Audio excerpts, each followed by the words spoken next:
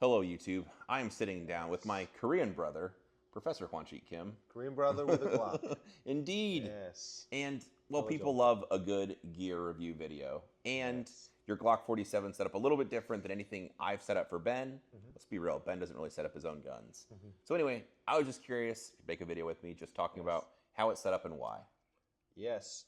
So this is Glock 47, and I started using it end of last year. Mhm. So last year, mainly when I was teaching LE or military, I Mhm. was using Glock 17, MOS, but they don't sell it anymore.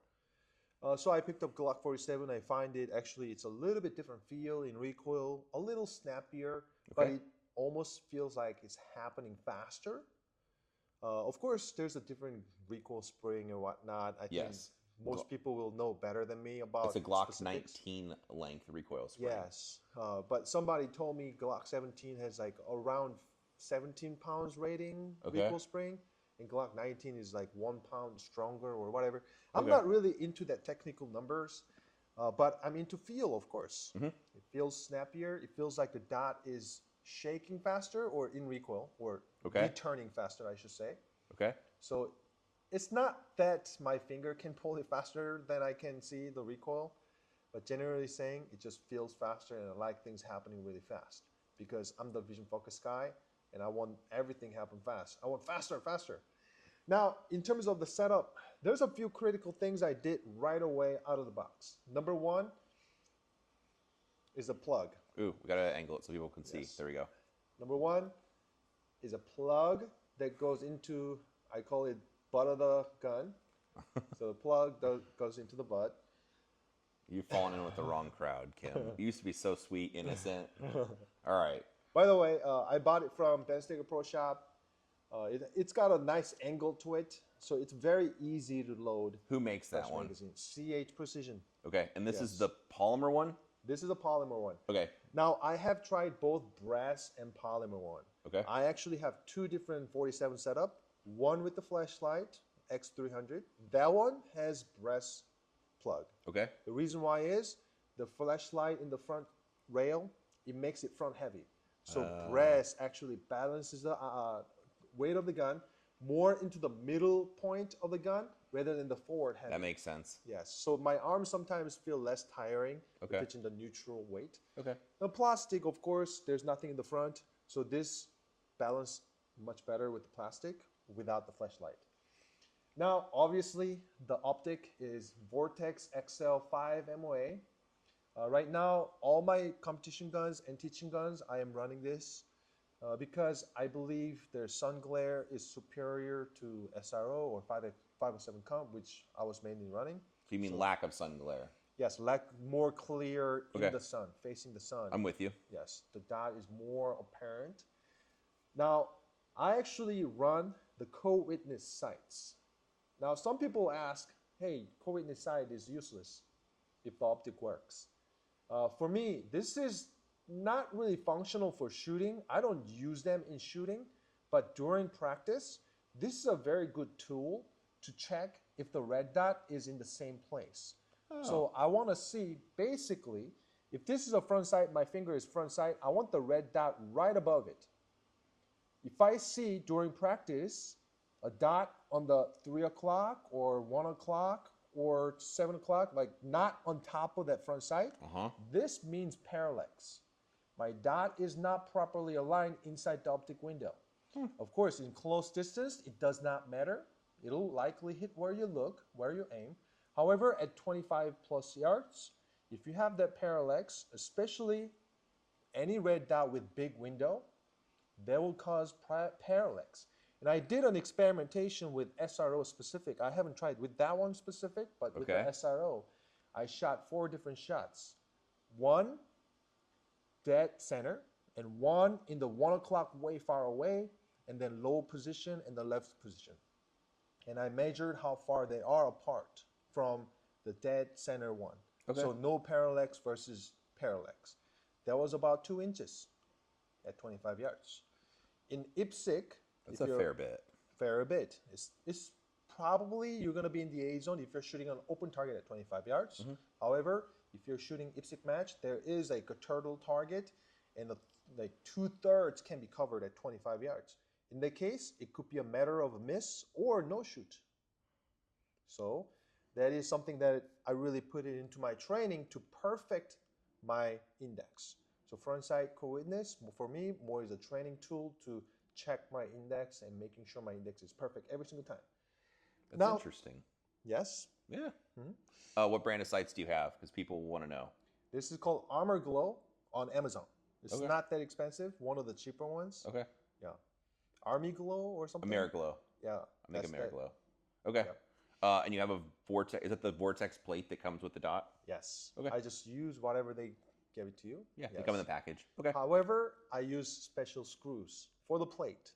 Okay. The optic screw is actually whatever's coming with the vortex. However, the plate screw, I use MacMaster Torx Plus. MacMaster sell different material screws, but they have a steel alloy, which is one of the most strong material. I put it down into 35 inch-pounds. Most of the aluminum screws or regular steel screws, you don't want to do that. You're gonna snap. Yeah. You're gonna and also strip. Also The threads. Yeah. Yes, but this is specifically bought with a special screw and special bit to make sure it's not stripping. Dang. So there is no foolproof. I mean, there's no foolproof. It's gonna work. It's not gonna break. It's not gonna come loose. Dang. So that's my trick. And then a little Loctite also, I suppose. Yeah, regular blue Loctite. Blue Loctite. Okay. Yes. And then one more thing is extendo mag release.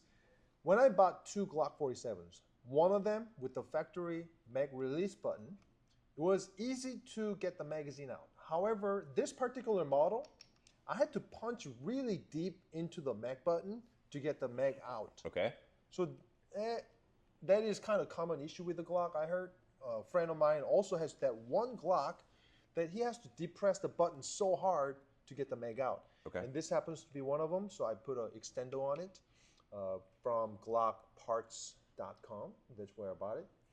And the last one, very last one, is the Glock Performance Trigger. You can see a little bit of flatter surface.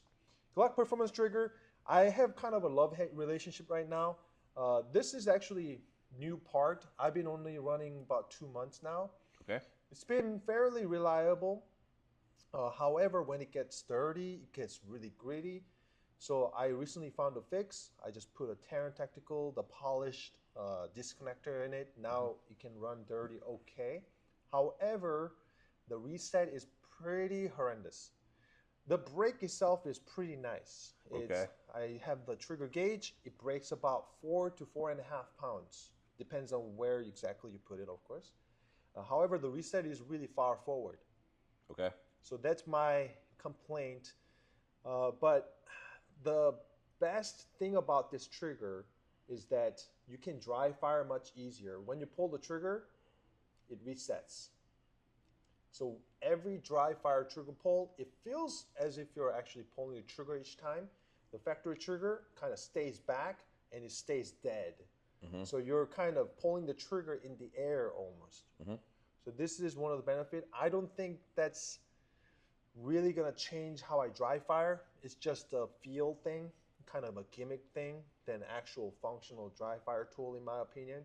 You can still simulate the trigger control, even the dead trigger or like CZ Shadow style, like single action only, whatever. Even if there's no click, you can still simulate the trigger control.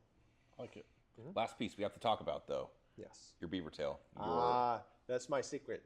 Oh, I But can't give away your secret. I would love to share the secret. Okay. All right. Good point. If you look at my beaver tail, let me show it again.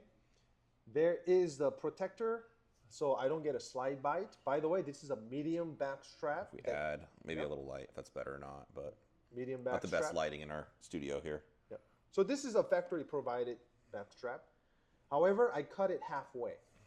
The reason why I did this is first, yes, I like the idea of not getting a slide bite. And second, this actually makes the grip angle neutral.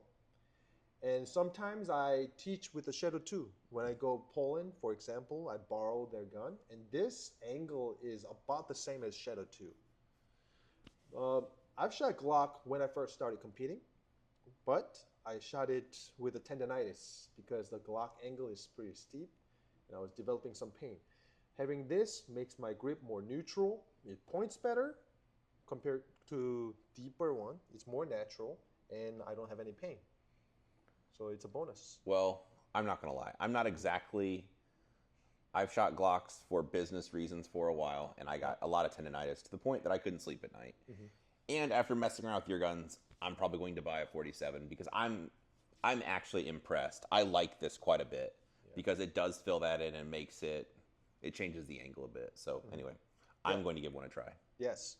And to cut this, simply use scissors. Just cut it with scissors. It cuts really nice and clean and easy. Okay. It's just a thin plastic piece. Scissors work the best. Perfect. Any change in your striker spring or recoil spring? Zero. All factory springs. Recoil spring, the striker spring, everything factory. Dude, I love it. Yes. But in my opinion, if you want to run the Glock performance trigger, I highly recommend just keep the springs all stock. I have tried aftermarket springs with the Glock performance trigger. The trigger break, it just became really mushy. I've noticed that. And also, it's not that reliable too, right? Really? Yeah. Sometimes if you're using European primers, you want to keep the striker spring factory so it hits the primers really hard. Or military ammo. Sometimes S&B. I think there's a couple different types of ammo, but yes, you're right. You'll need to be hitting them harder to pop them. So yes. Very cool. All right. Well, appreciate you taking the time. Let me interrogate you.